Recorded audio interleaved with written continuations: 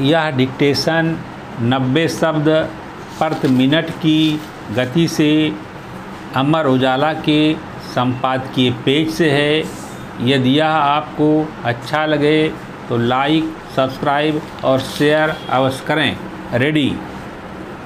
डिजिटलीकरण के दौर में पूरी दुनिया में साइबर अपराध के मामले बढ़ रहे हैं और भारतीय रिजर्व बैंक की मुद्रा और वित्त रिपोर्ट 2023-24 बताती है कि भारत भी इससे अछूता नहीं है।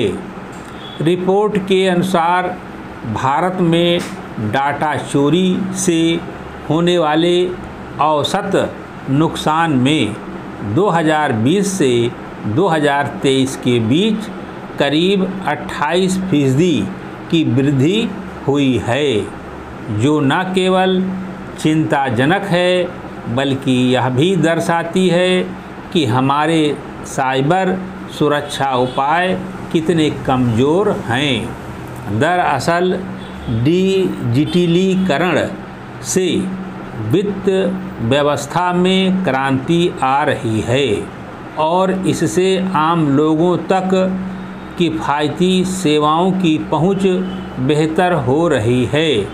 लेकिन सिक्के के दूसरे पहलू के रूप में इससे साइबर सुरक्षा, डाटा की गोपनीयता और ग्राहक सुरक्षा संबंधी चुनौतियां सामने आई हैं, क्योंकि साइबर अपराधियों के लिए नए रास्ते खुल गए हैं। डाटा चोरी के मामले केवल वित्तीय नुकसान तक सीमित नहीं होते।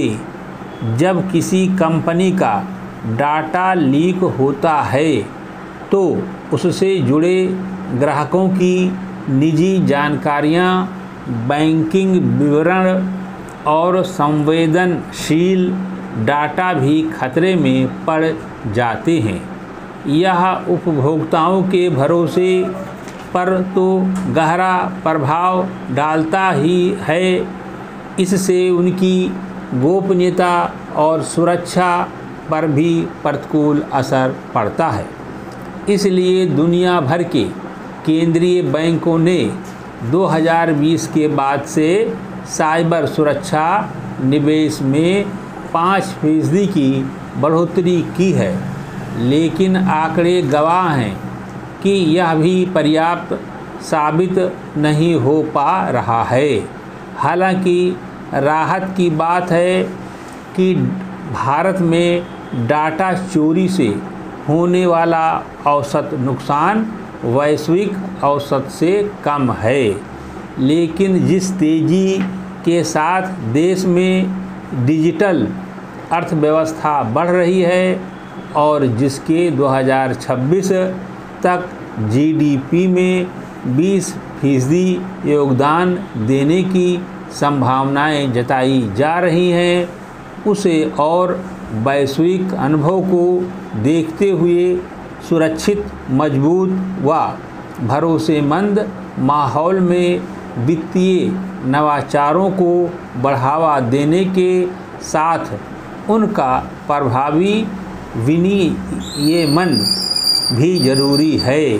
उल्लेखनीय है कि देश में सबसे ज़्यादा साइबर हमले ब्रैकेट में 22% ब्रैकेट बंद फिशिंग यानी नकली वेबसाइट या फर्जी ईमेल के जरिए ठगी से जुड़े हैं।